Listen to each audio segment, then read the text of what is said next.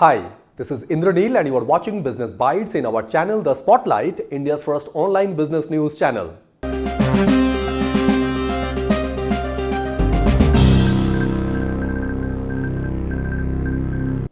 In today's Business Bites, first news we have Reliance Retail and Havells India in race to acquire controlling stake in Whirlpool India. Second news we have 5,000 crore incentive scheme introduced for production of rare earth minerals in India. Third news we have stockbroking platform Grow to apply for corporate bond trading license. Fourth news we have all two-wheelers in India to come with anti-lock braking system from 1st January 2026. And fifth news we have Foxconn is looking to set up their new unit at Tamil Nadu to make iPhone enclosures in India. In first news, Reliance Retail and Havells India in race to acquire controlling stake in Whirlpool India.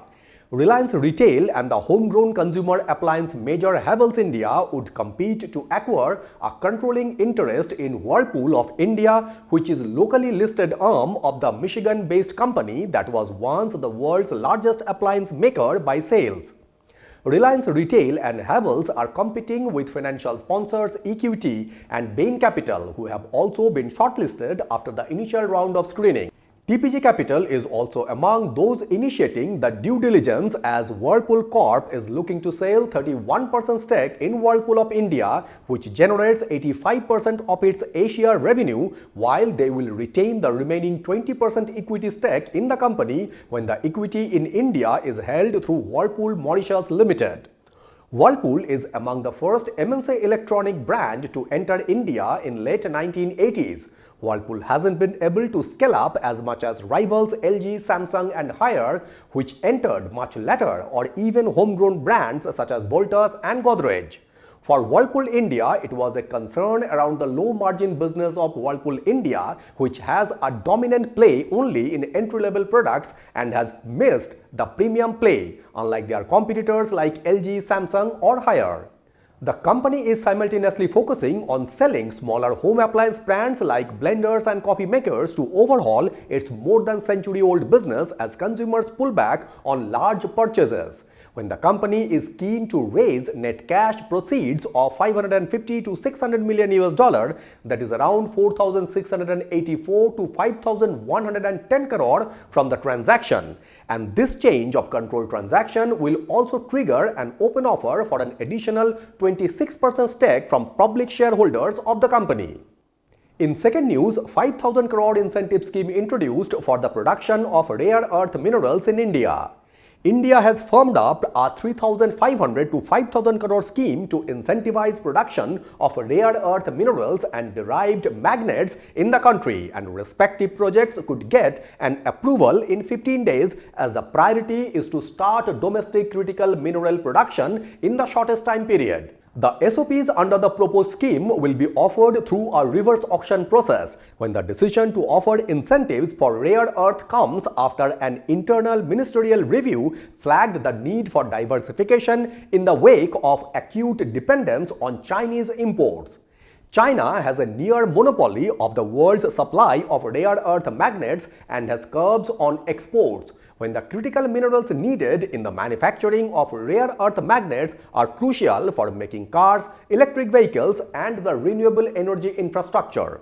India's EV and wind turbine makers are the largest demand centers for rare earth elements, and there was a domestic demand of 4,010 metric tons in 2025, while the overall demand is expected to more than double to 8,220 metric tons by 2030. Besides the incentive scheme, the government is also planning an amendment to the Mines and Minerals Development and Regulation Act to support the critical mineral mission, where the center is also expecting commercially viable domestic production of rare earth permanent magnets in small quantities later this year. In third news, stockbroking platform Grow to apply for corporate bond trading license. Bangalore-based stockbroking platform Grow is registered with the Securities and Exchange Board of India, that is SEBI, and it offers primary sales of freshly listed corporate bonds, and now Grow is looking to apply for an online bond platform provider license and expand its offering corporate bond transactions through its mobile application. Once they secure an online bond platform provider license, it will begin offering traders in corporate bonds too, when this is part of the company's broader strategy to go beyond core stockbroking services and become a full-stack financial services platform as it prepares for a public listing. This move will enable Grow to compete with other online bond platform providers including Went Wealth and Grip Invest, where platforms offer listed bond through their mobile apps. These instruments are a more secure asset class than equity investments and typically offer higher rates of interest than banks' fixed deposits.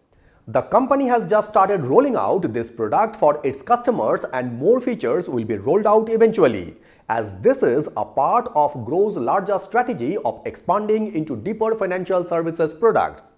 In May, Grow filed its draft red herring prospectus with SEBI through the confidential route, and Grow's bid to diversify its business comes at a time when the Pick 15 partner-backed startup is waiting for a SEBI's nod to list on the stock exchanges of India. In fourth news, all two-wheelers in India to come with anti-lock braking system from 1st January 2026.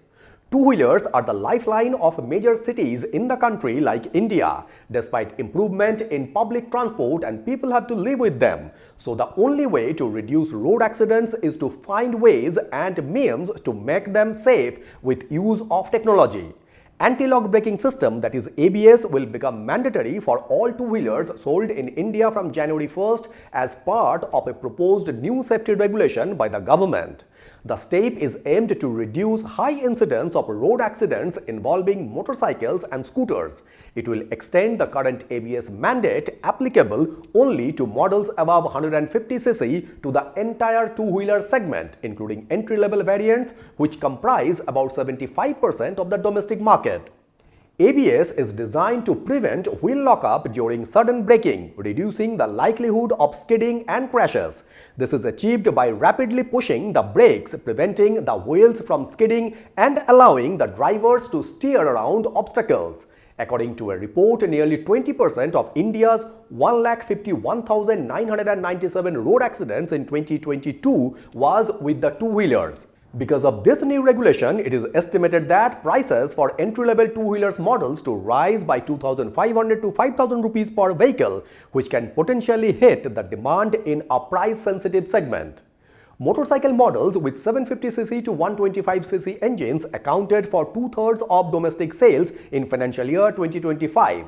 When there was a sale rise of 4.6% to 9.26 million motorcycle last fiscal, while scooter sales has grown by 17% to 6.85 million units in the same period. In India, two-wheelers account for 44% of road fatalities. Hence, improving their safety is a major priority and introduction of ABS for all two-wheelers was much needed.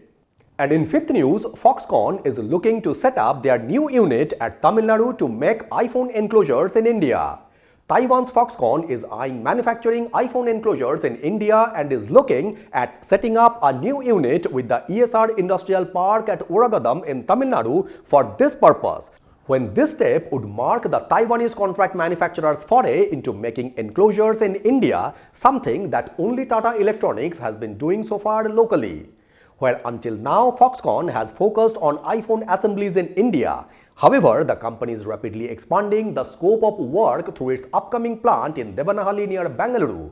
In addition to iPhone assembly, Foxconn also has a new unit in Hyderabad that is assembling AirPods. Foxconn's entry into this space shows that Apple is looking to diversify its suppliers in India, much like in China where it has multiple vendors for different components, which align well with Apple's broader strategy to de-risk and diversify its supply chain. As India emerges as a linchpin in Apple's growth momentum with early signs of an end-to-end manufacturing ecosystem taking shape, it is a natural progression for Foxconn to expand its capabilities and geographic presence by manufacturing enclosures.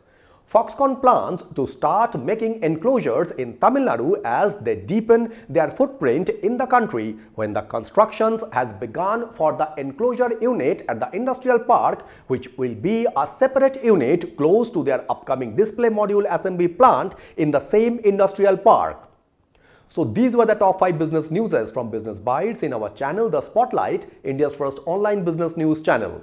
I would like to request you to please subscribe this channel so that you can have all the updates from our end. Thank you very much for watching Business Bytes and signing it off.